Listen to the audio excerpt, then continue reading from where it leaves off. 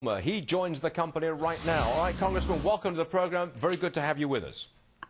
Thank you. Glad to be with you. I'm going to go right out there, perhaps on a limb, and I'm going to express the opinion that if you do not raise the debt ceiling by the appropriate date, August the 2nd, there will be a financial disaster in America. Will you disagree with me, sir?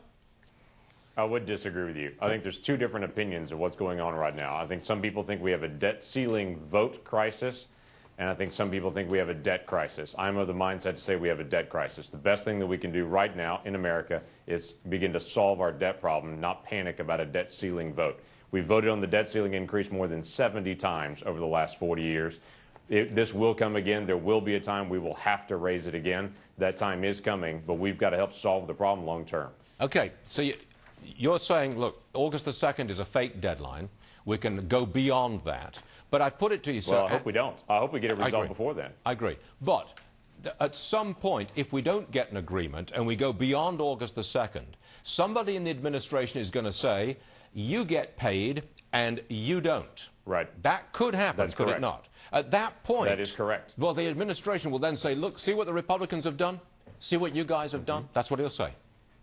I completely understand. And the reality is we've increased spending by 25% in the last 2 years, and now we're suddenly saying, gosh, we're out of money. I can't imagine how that happened. In reality, we've got to deal with what is happening right now. We've spent too much. We've overspent it. And we've got to find a way to be able to pull this back. And I understand the president saying, well, we just need more revenue.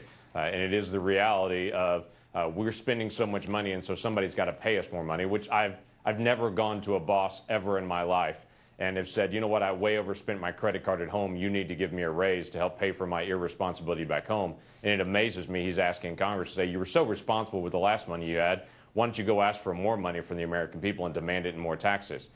In reality, we've got to raise the debt ceiling at some point, but this is a great time to help solve the problem. And so we need to be serious about it. Hopefully we can get it done before August 2nd. No reason to be brinkmanship on this one. We know what the problem is. Let's solve it. Will you accept any revenue increases? And I know that's a code for tax increases, but as part of a deal that cuts heavily, would you accept some tax increases? No, that's a non-starter in the House of Representatives. I've yet to run into any of the Republicans in the House, and obviously we're the vast majority in the House. They're saying we're not overspending, we're under-taxing. So, no, I don't think that's a solution to right now. So you're a hardline guy. Federal government. I'm sorry, I didn't mean to interrupt. You're a hardline guy. You got to cut big time, and that's all you will accept. That's where you stand. No, I think it's solved the problem. I think it's cut now because that's what we can do. Typically, the results coming out of Washington are raise taxes now and cut spending later. This is a time to cut spending now, and if we have to deal with any tax changes, that's much later.